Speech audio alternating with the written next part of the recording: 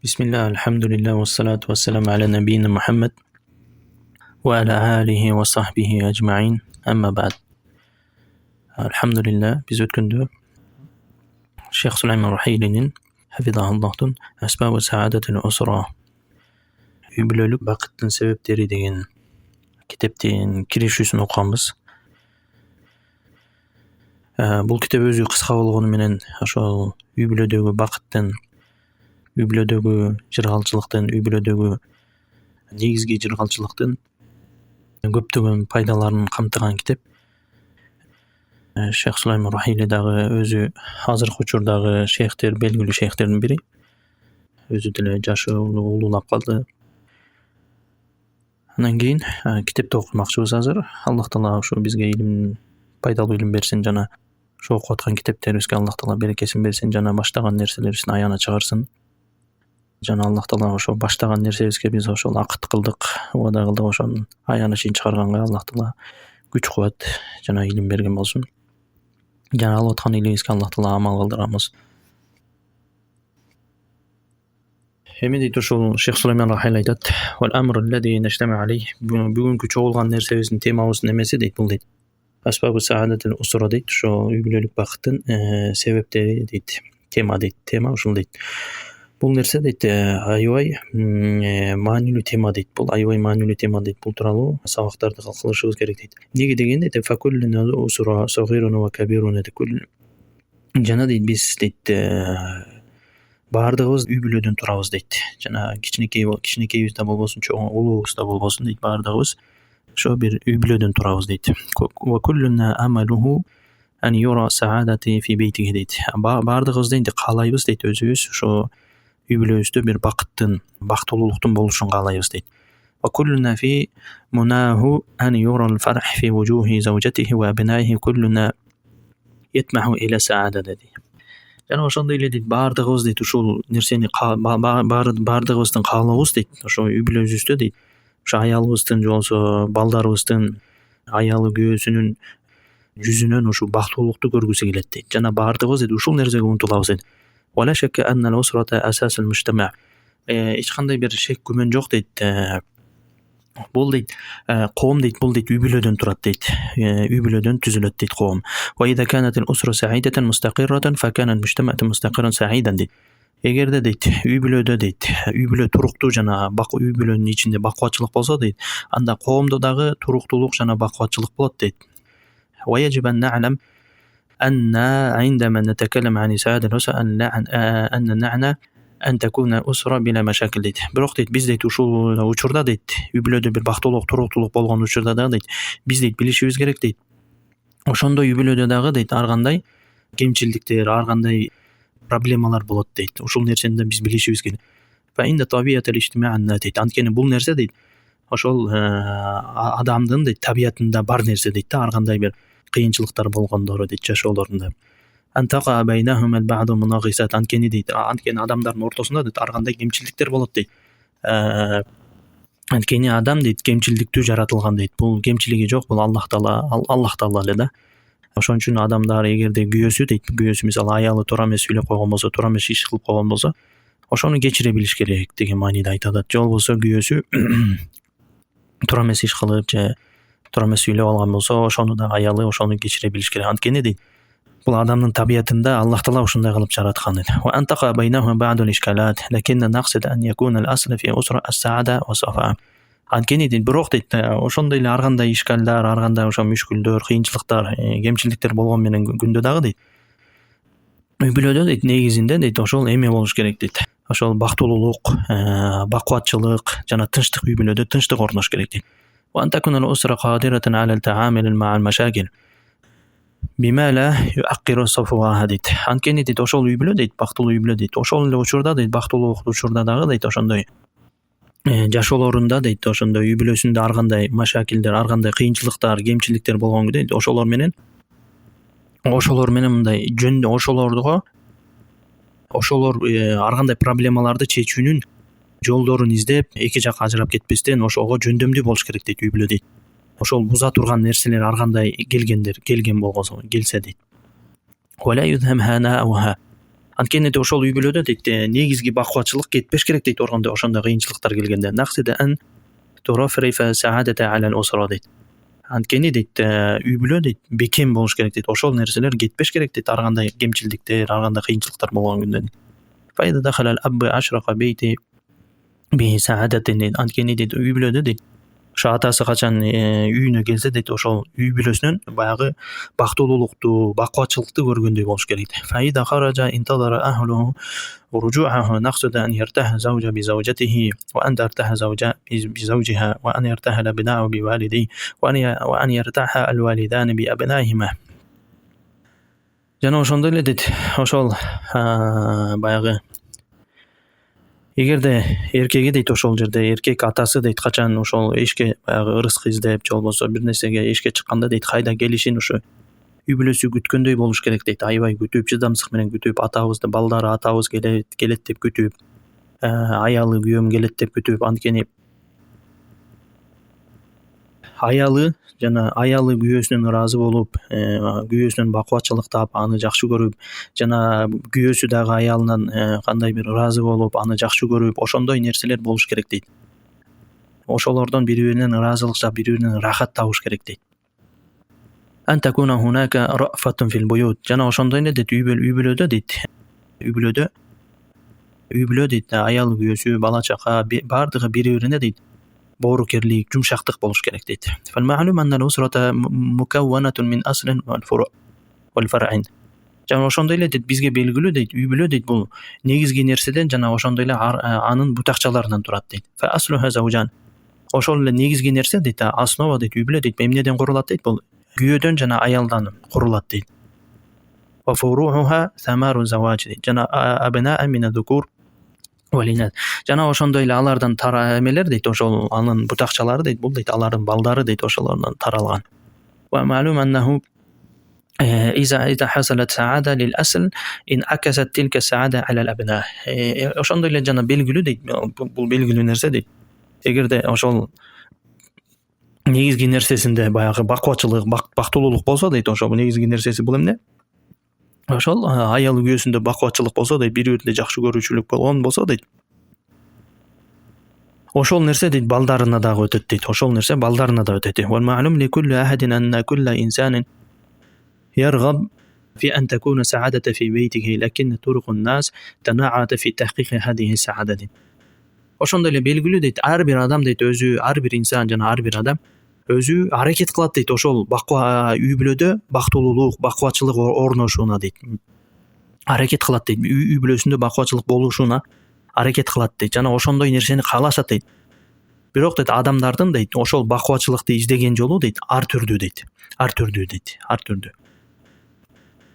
فمن الناس من ظن أن السعادة في جميع الأموال. Кээ бир адамдар дейт ойлойт дейт ойлошот дейт алардын ойлоонда дейт үй бүлөдө бакубатчылык болот качан дейт мал мүлк көп болсо дейт. فجعل همه تكثير الأموال فأصبح يبحث عن تكثير الأموال وأهمل أسرته. жана ошондой эле алар дейт ошол нерсени ойлоп алышты дейт. Мээлерине киргизип алышты, анан кийин ошол байлык топтоонун аракетинин үстүндө жүрүшөт дейт да. Жана ошондой эле ошол менен жүрө берип эртеден кечке чейин жумуш, акча, мал мүлк деп жүрө берип дейт үй бүлөсүн да таштап коюшат. Үй бүлөсүн карабай калышат. Ягибу анхум аксарул вакт. Жана ошо үй бүлөсүндө дейт көп убакыттар болбойт дейт. Жумуш, мал мүлк деп жүрөт. لا يسأل عنهم. Үй бүлөсү тууралуу сурабайт дейт. Кандай турасыңар, кандайсыңар деп сурабайт дейт. وإذا قيل له لماذا لا تراعي أسرتك. Эгерде андан сурасаң дейт, ошондой адамдан сурасаң, эмнеге үй бүлөңдү баягы үй бүлөңгө көп көңүл бурбайсың, эмнеге үй бүлөң тууралуу көп сурабайсың, үй бүлөң менен эки жакка чыкпайсың десе, ал айтат дейт, كيف لا أراعي أسرتي дейт. Кандай мен үй бүлөмө дейт карабаймын дейт да.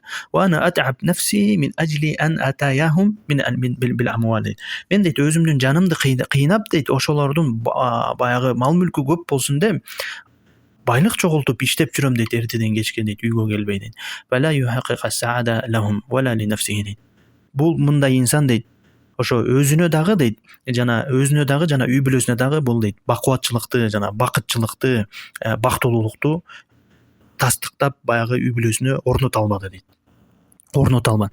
ومن الناس من ظن أن السعادة الأسرة في تكثير الأولاد فقط дейт. эми дейт кээ бир адамдар бар дейт, алар ойлошот дейт, үй бүлөдө бакубатчылыкка, бактылуулук качан болот дейт.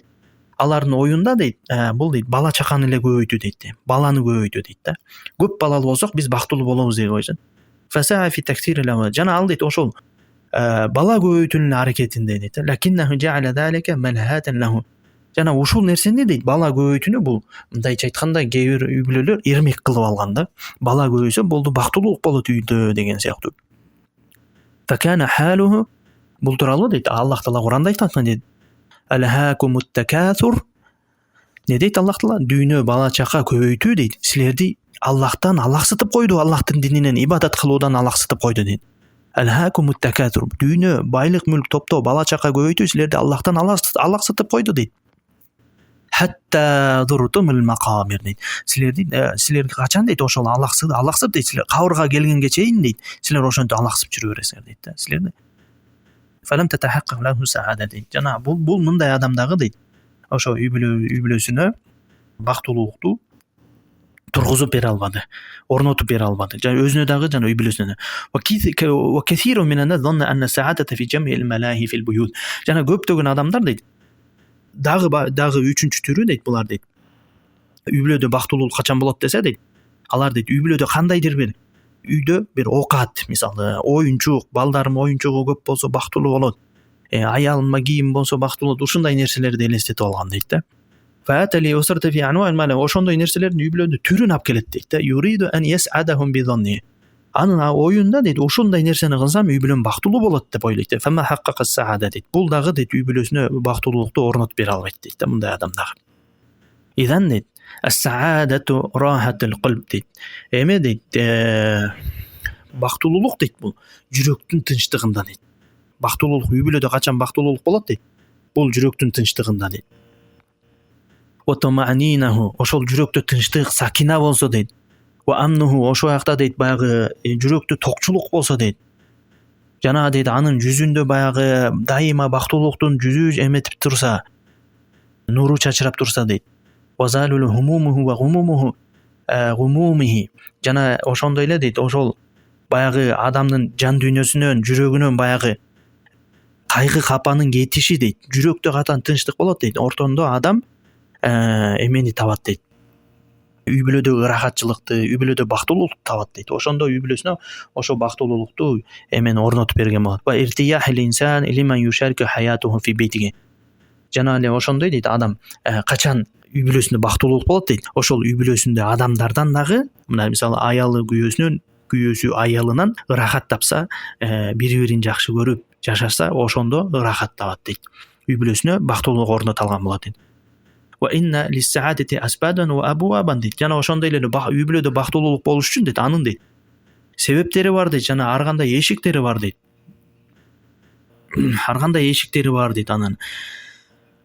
Жана азыр бүгүн дейт, ушул сабакта дейт биз аракет кылабыз дейт, ошол эшиктерди ачып, баягы себептерин айтып бергенге, кандай жолдору бар экенин айтып бергенге аракет кылабыз.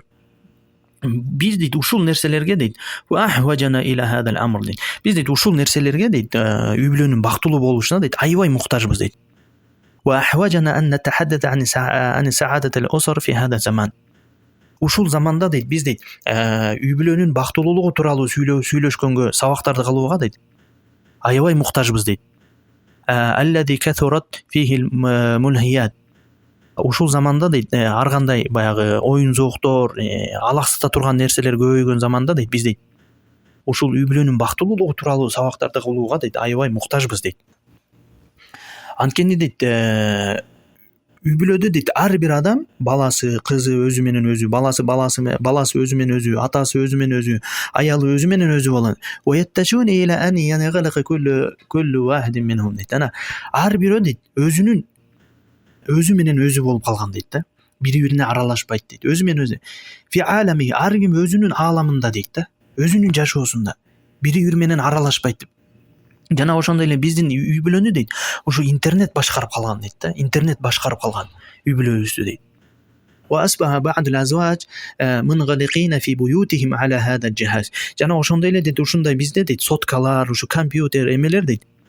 Ар бир ушул нерсе менен эле өзү болуп калган дейт. Тамак ичип отурса деле бирөө сотка менен. иш кылып атса деле бирөөсү сотка менен эмне кылып атса баардык ошол нерсенин өзүндө дейт. Ар бирөөнүн ошол эмесинде, соткасында, ошол жиһаздарында өзүнүн бир керектүү каналдары бар дейт. Ар ким өзү менен өзү дейт. Бири менен иши жок дейт. Ата энеси өзү менен өзү, аялы өзү менен өзү. Кээ бир үй-бүлөлөр бар, субханалла, ушул оюн менен алаксыйт, жанагындай бирдеке деген оюндар менен. Аллаху мустаан. Жана ошондой эле дейт, ата эне дагы дейт, ошол баласына дейт ошондой нерселерди алып берип коюшат дейт. Анан баласы дейт, ата энеси менен иши жок дейт, өзү менен өзү дейт алар дагы. Анан ошондой эле бири менен ошентип бир үй бүлө жашашат дейт, жана алар бири-биринен алыс адамдай дейт да, бири-бири менен алыс адамдай. Бирөөндө кандай проблема болуп атканын билбейт дейт, отуруп чечишпейт дейт, ошол нерсени ачык сүйлөшүшпөйт дейт. Ошондуктан үй бүлөдө дейт ар кандай ой пикирлер пайда болот дейт да. Ата энеси баласына жакшы тарбия бербей, ошол айынан. Үй бүлөдө бири-бирине чочун сыяктуу дейт. وأصبح كثير منا يشعرون بالغربة في بيوتهم дейт. Үй бүлөсүндө дейт, кээ дейт баягы бири-бири менен мамиле жок дейт. Ушул сотка менен эле болуп, интернет менен болуп дейт, бири-биринен алыстап кетишкен дейт. Бири-бирине чочун сыяктуу дейт. Бир нерсени кеңешип иш кыла алышпайт дейт. Баягы бир туганга баягы мамилеси салкындап калган, муздап калган, суук болуп калган, ачык эч нерсе кыла алышпайт.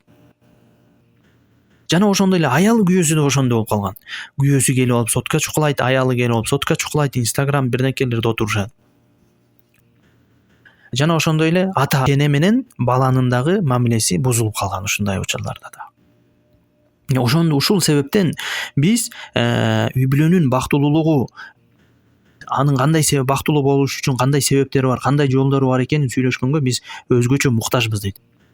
Инна мин асбаби са'ат сабабан кабиран huwa asl sa'adati kulliha wa lubbuha wa ruhuha. Анткени үй бүлөнүн бактылуулугу дейт, бул коомдун негизги нерсеси дейт, негизги нерсеси. Эгерде үй бүлө бактылуу болсо, коом дагы бактылуу болот дейт. Анткени коомдун бактылуу болушу бул үй бүлөнүн бактылуу болушу дейт. Бул өзөгү дейт.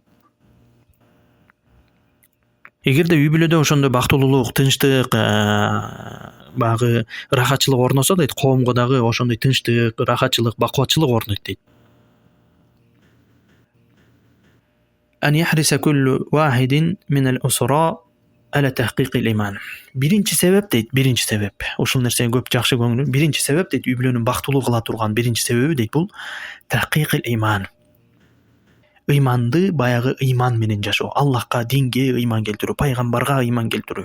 Ошол ыйманды иш жүзүнө ашыруу. Ыйманды иш жүзүнө ашыруу деген бул эмне? Ал-амал салих. Ошо жакшы амал кылуу, сооптуу амал кылуу. Жакшы амал кылуу, күнөө иштен алыс болуу. Fa inna zalika al-asl al-hayat at-tayyiba. Анткени дейт, бул ыйманды баягы ишке ашыруу, Аллахка ыйман келтирүү, ушул дин менен жашоо, бул дейт, ошол өмүрдүн бактылуу болушунун, үй бүлөнүн бактылуу болушунун дейт, бул эң негизги нерсеси дейт. Анткени дейт, Аллах таала айтты дейт. Yaqulu Allah azza wa jalla man amila salihan min dhakarin aw untha fa huwa mu'min дейт. Не дейт? Аял болсун жана эркек болсун дейт. Эгерде солих амал кылышса дейт, эгерде алар муъмин болушат дейт.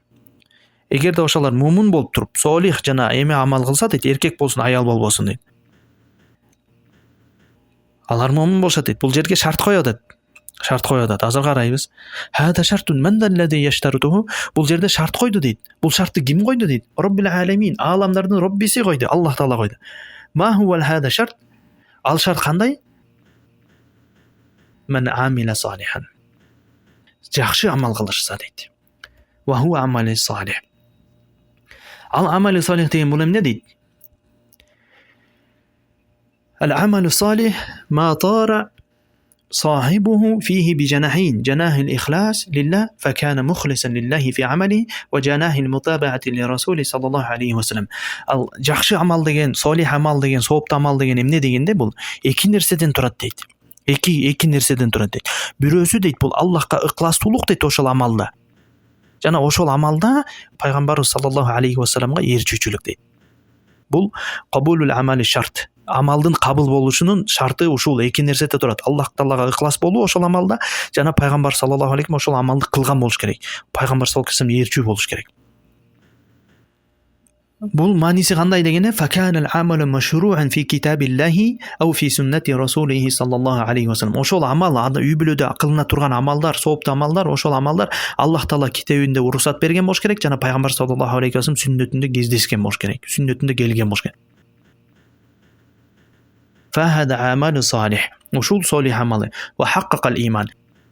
Ошондо иманды тастыктап, иманды тургузган болот. Ошондо иманга амал кылган болот. Ошол адам. Аллах Таала ушуну шарт кылды. Эми шарт койгондон кийин ошонун жообу болуш керек да. Биз деген ушундай шарт койдуң, ушул шартты аткардык. Эми бизге кандай жаза, кандай сооп бересиң дегенде Аллах Таала аятта улантып мындай дейт. Фала нухияннаху хаятан таййиба дейт. Биз аны дейт бул дүйнөдө жакшы жашоодо жашатабыз дейт. Жакшы жашоо жашатабыз жана жакшы жашоо тартуулайбыз дейт. وَلَنَجْزِيَنَّهُمْ أَجْرَهُمْ بِأَحْسَنِ مَا كَانُوا يَعْمَلُونَ дейт. Жана акыретте дейт, бул жашоодо жакшы жашоо тартуулайт экен, жакшы жашоо берет экен бул жашоодо. Ал эми жана дейт, акыретте дейт, соопторун жасаган амалынан жакшыраак кылып сыйлыктар менен кайтарабыз дейт. Ошол амалдарды кылган үчүн дейт, ошол амалдарды кылгандарынан да жакшыраак кылып биз эми кыяматта акыретте андан да жакшысын беребиз дейт. ما أحياه الله الحياة الطيبة من ذا الذي ينغص عليه حياته.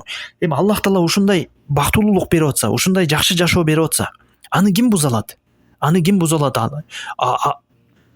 Аламдардын Роббиси ушундай жакшы жашоо берип атса, эч ким аралашып, эч ким эч нерсе кылып буза албайт. إذا كان الله الذي بيده مقاليد الأمور. Анткени жашоонун ачкычы бул Аллах Таалада. Аллах Тааланын колунда. Ар кимге бакубатчылыкты Аллах Таала берет. Ошон үчүн биз жакшы амал кылышыбыз керек. Жакшы амал деген бул эмне? Аллахка ыхлас кылуу, ошол амалда ыхлас болуу, Аллах Таалага.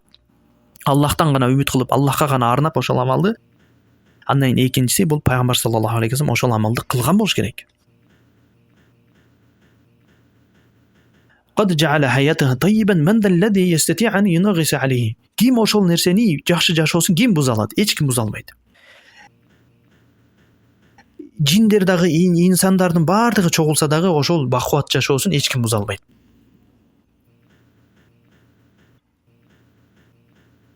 لأن الذي طيب حياته هو الله عز وجل. Анткени ошондой жакшы жашоону берген ким? Аллах Таала. يرزقه الحسنى في الدنيا والآخرة.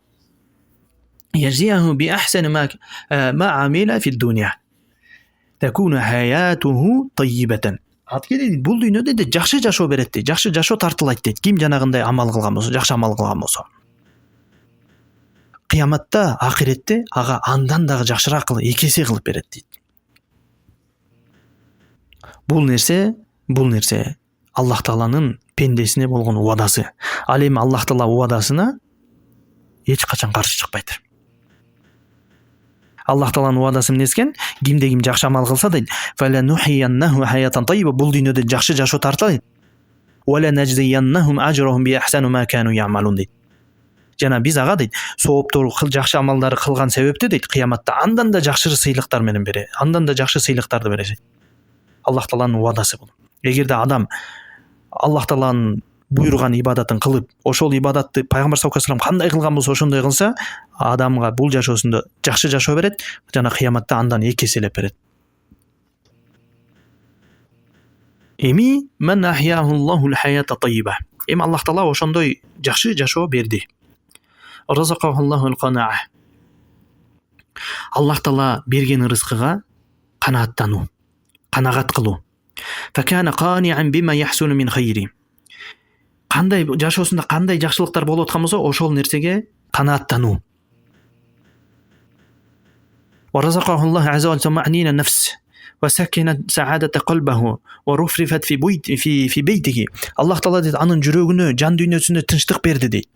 Жана жашоо эмесине дагы сакина берди дейт, жүрөгүнө дагы.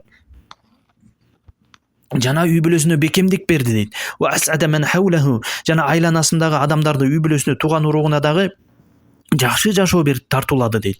Ин важада фи бейтихи ва мимман хавлаху мин ситти сарра. Жана ошондой эле дейт адам дейт.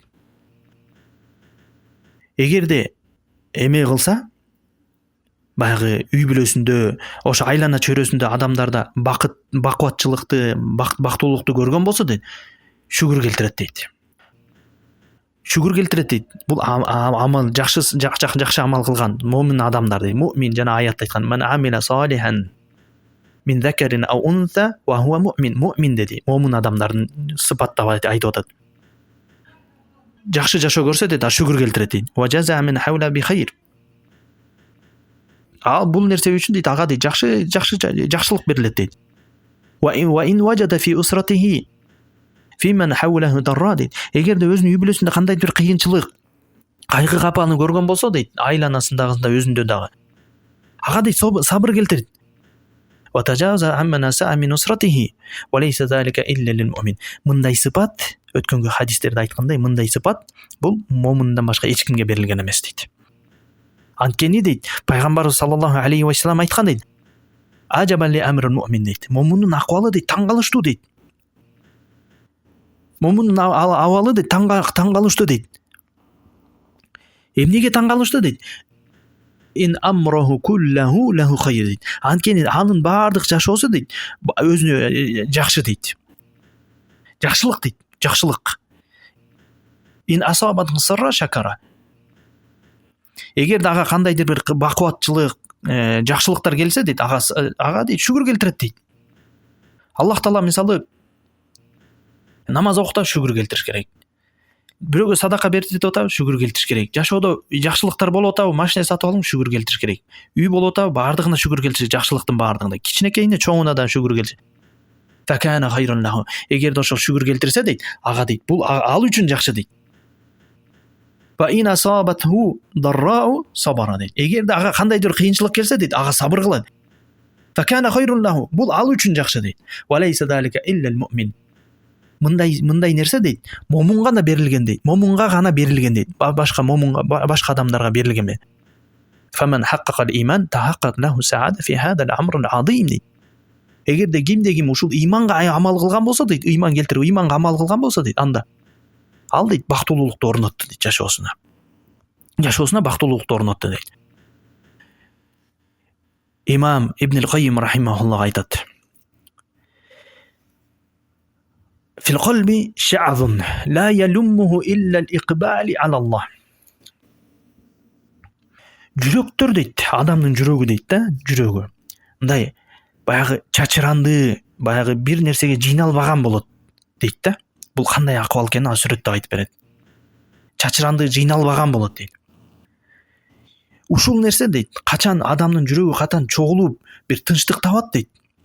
Качан дейт? Ал Аллахка умтулганда дейт. Ошол адамдын жүрөгү качан чачыранды, кыйналып, баягы жүрөктө кыйналып жүрсө дейт, ошол Аллахка умтулса дейт, ошондо жүрөгүндө тынчтык табат дейт. Ла ялуммуху илля ал-иqбал ала Аллах дейт. Ал дейт жүрөгүндө тынчтык таппайт, чогулуу, баягы жыйналуусун таппайт дейт. Аллахка гана умтулбаса дейт. Ва фихи хашатун ла язилуха илля ал-унсу биллах.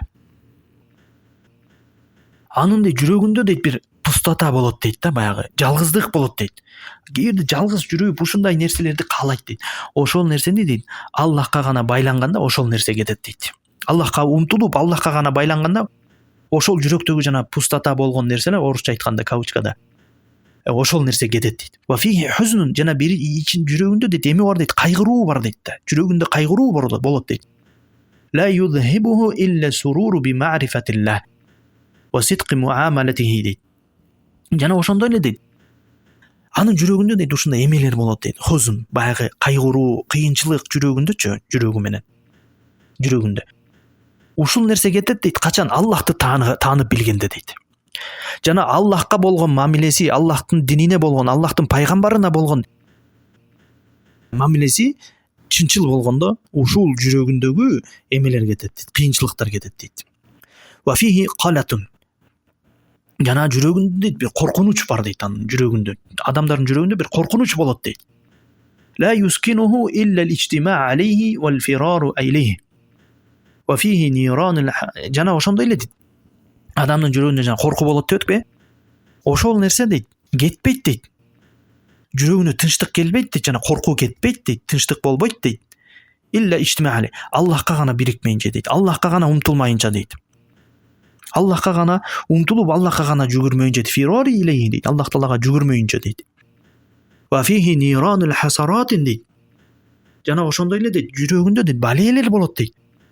Ла ютфиуха, баленин баягы жалыны болот дейт. Ар кандай кыйынчылык, балээлер болот дейт. لا يطفئها إلا الرضا بأمره ونهي وقضعه ومعانقة صبر على ذلك إلى وقت لقائه. Жана ошол жүрөгүндөгү балени дейт, эч нерсе өчүрө албайт дейт. Аллах Тааланын буйруктарына ыраазы болмоюнча дейт. Аллах Тааланын тыйган нерселерине ыраазы болмоюнча дейт. Жана Аллах Таала тагдыр кылып берген нерсесине тагдырына ыраазы болмоюнча дейт. Жана тагдырда болгон кыйынчылыктарга сабыр кылмайынча дейт. Ошол сабыр кылуу, Аллах Таалага тыйган нерселеринде сабыр кылуу, Аллах Тааланын буйруган нерселеринде амал кылып ошолордо сабыр кылуу дейт. Качанкыга чейин болуш керек дейт.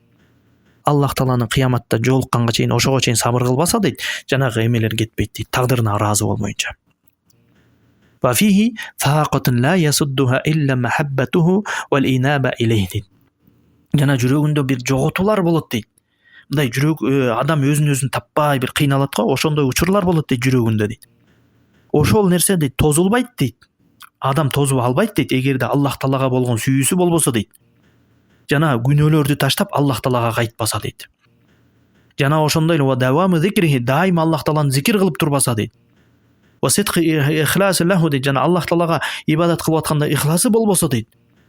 ولو أعطي الدنيا وما فيها لم تسد تلك الفاقة أبدا дейт. Эгер дейт ошондой адамга дейт, Аллах Тааланы жакшы көрүп, күнөөлөрдөн инаба кылып, баягы Аллах Таалага күнөөлөрдөн тобо кылып, Аллах Таалага кайтмайса, дайыма Аллах Тааланы зикир кылып турбайса, амалдарында ихласы жок болсо, Аллах Таалага болгон дүйнөнүн баардыгын берип салсаң дагы дейт, ошол жүрөгүндө жоготуу, жүрөгүндө кыйынчылык, жаңы айтып өткөндүн баардыгы кетпейт дейт. Эч качан кетпейт. Аллах Таалага ыкластуу болмоюнча, тагдырына ыраазы болмоюнча, Аллах Таала тыйган нерсесинде тыйылмайынча, Аллах Таала буйруган нерсесин аткармайынча, баягы жүрөгүндө тынчтык орнобойт дейт. فالذي يذهب عن القلب ما يزعجه ويقلقله يذهب الصفاء هو الإقبال على الله بعمل صالح. Жана жүрөктөгү кыйынчылыкты, коркунучтарды, жана пустата болгон нерсенин баарын дейт, тазаламайынча дейт. Бул качан тазаланат дейт? Адам күнөөсүн таштап, тагдырына ыраазы болуп, Аллах Таала буйруган нерселерди аткарып, күнөөдөн тыйылып, ушуларга толук ыраазы болмоюнча, жана ошондой эле ошол менен негизинде Аллах Таалага умтулуп, жүгүрүп, ибадат кылмайынча, жана ошол ибадат деген эмне экен? Амали солих экен. Амали солих деген бул эмне экен? Ибадатта Аллахка ыкластуу болуу, жана ошол ибадат пайгамбар саллаллаху алейхи ва саллям кылган болуш керек. Ошондо адамдын жүрөгүндөгү кыйынчылыктар кетет. Ушул нерсе үй бүлөнүн бактылуу болушунун биринчи себептери. Иншалла дагы экинчисин да окуйбуз. Аллах Таала баарыбызга амал кылган болсун, амал кылдыртканга күч кубат берсин. Аллах Таала баарыбызга пайдалуу илим берсин.